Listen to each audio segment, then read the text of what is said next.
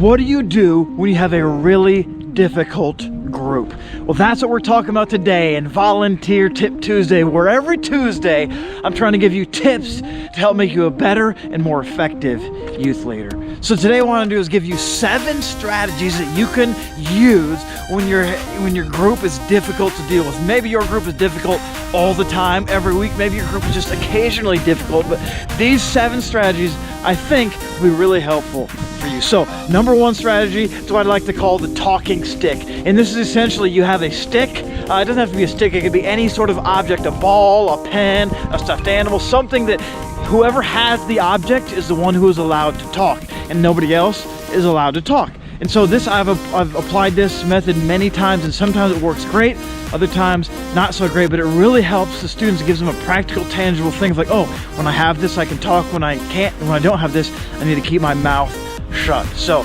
strategy number 1, the talking stick. The second strategy is what I like to call the nudge. This is simply what you want to do is you want to have that kid, the excessive talker, the crazy kid, the wild kid, you want to get that kid to sit right next to you, okay? I know that usually the shy kid wants to sit by you, but get the kid who's crazy, who's wild, say, hey, you're sitting next to me today, bro. And then when they start to get ramped up, when they start to talk too much, you can simply nudge them. You can put your hand on their back.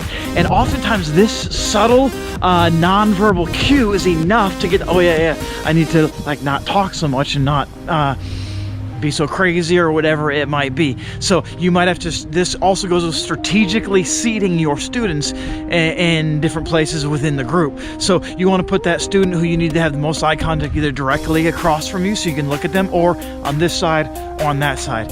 Strategically seating your group could be really beneficial, especially if there's certain kids who when they're together, they're obnoxious and distracting the whole group, yet when they're separated, it's not so much of a problem. Number 3, the leader. Now this is where you have one of the students in your group help you lead the discussion for that day. Maybe they're leading the whole thing themselves, or maybe they're simply being your assistant, but I'm telling you that if you have a student, particularly if it's that kid who's always obnoxious, then try to lead the group while the other kids are being obnoxious. There's a value on a lot of different layers for this one, but I'm telling you, if you do this over time and rotate who's leading the group, your students will get far better at respecting each other and listening to each other and not being so difficult within your small group. Try it. I highly encourage it. Even if your group isn't difficult to deal with, try this. Rotate through students being the leader of the group discussion. Strategy number 4, the pause. And this is pretty much what it sounds like. Is let's say your group is out of control, they're being crazy, they're being obnoxious, they won't listen, they're all talking at the same time, and what you want to do in a calm, not like in a ticked off voice, but just in a calm voice, like, all right guys, I can wait, and then just go silent. Now, I've had groups where literally you try this and it's like 5 minutes goes by before they even realize that you as a leader are just sitting there like waiting for them. But I'm telling you, it will work. Eventually they'll be like, oh shoot, we're sorry, and it'll change the tone of the entire group.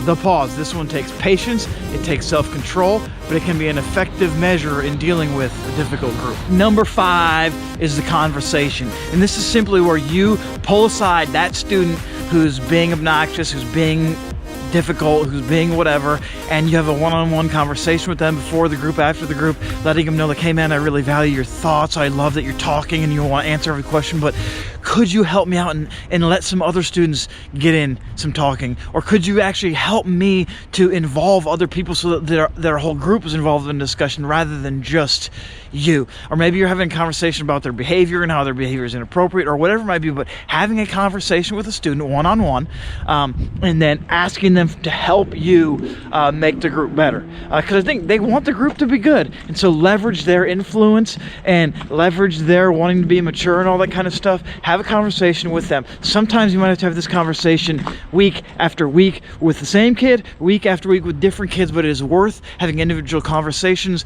almost every week if it'll help make your group dynamics better. Final strategy is called move them.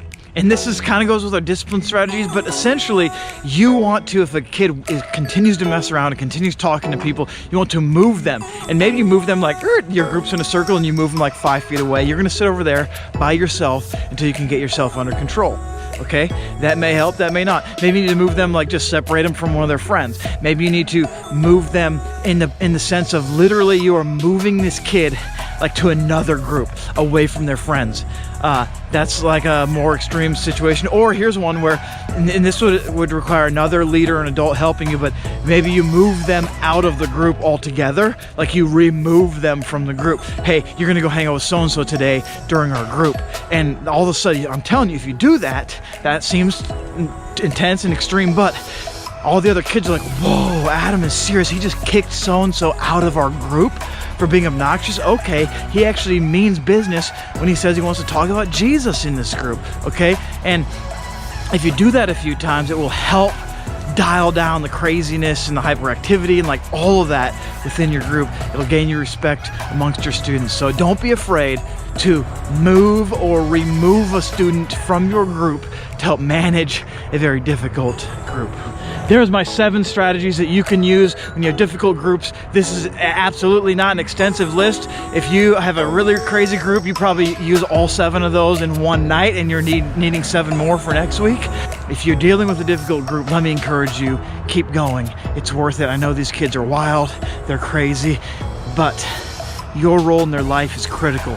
They need you to continue to love them, continue to invest in them, continue to show up in their lives week after week after week. The fact that you are a safe adult who they can just be crazy with is mega valuable. So thanks so much for doing what you do. Thanks for investing in the lives of young people. It matters for eternity. Now, go use some of those strategies to help regulate your difficult group, and maybe it'll make it a little bit less difficult. Thanks for watching Volunteer Tip Tuesday. See you next week. Peace.